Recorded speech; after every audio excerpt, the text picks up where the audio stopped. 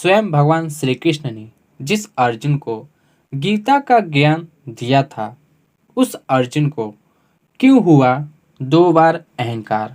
एक बार जब अर्जुन ने महारथी कर्ण का वध कर दिया तो उसके बाद उसने श्री कृष्ण से कहा, माधव, जिस कर्ण को लेकर आप इतने चिंतित थे वह तो मेरे बाणों के आगे नहीं टिक पाया।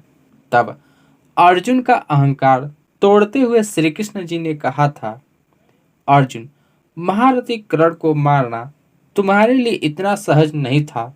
वह तो परशुराम जी ने कर्ण को श्राप दिया था, जिसके कारण तुम कर्ण को मार पाए। दोस्तों, दूसरी बार जब श्री कृष्ण द्वारिका में जन कल्याण के लिए यज्ञ कर रहे थे तो एक ब्राह्मण वहां आया और अपने पुत्र की रक्षा के लिए याचना करने लगा।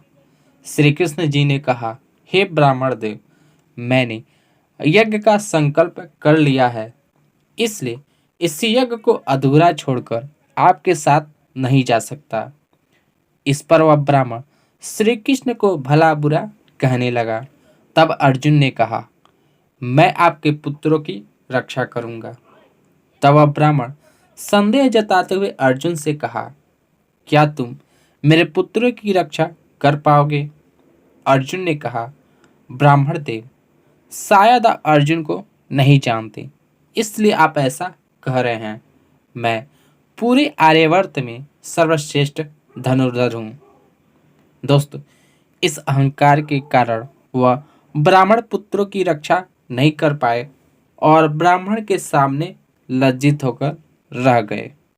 दोस्तों, ऐसी क्या कारण है जिसके कारण अर्जुन जैसा ज्ञानी, जिसे स्वयं भगवान श्री कृष्ण ने गीता का ज्ञान दिया हो, उसके भीतर अहंकार समा गया। दोस्तों, यह सृष्टि तीन गुणों से बनी है, सत्व, रज और तम।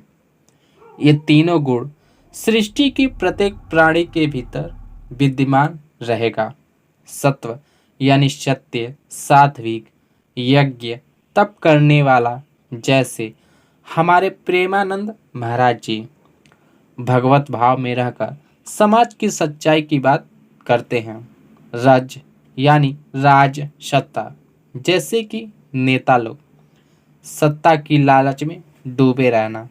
तम यानी क्रोध, अहंकार। दोस्तों, ये तीनों गुण प्राणियों में विद्यमान रहेगा। किसी में सत्व अधिक है तो किसी में रज या फिर तम। दोस्तों, जिस प्रकार जल का गुण शीतलता प्रदान करना है, जल अपने गुण के विपरीत जलन नहीं दे सकती, उसी तरह से इस सृष्टि के प्राणी सृष्टि के विरुद्ध गुण के नहीं हो सकते।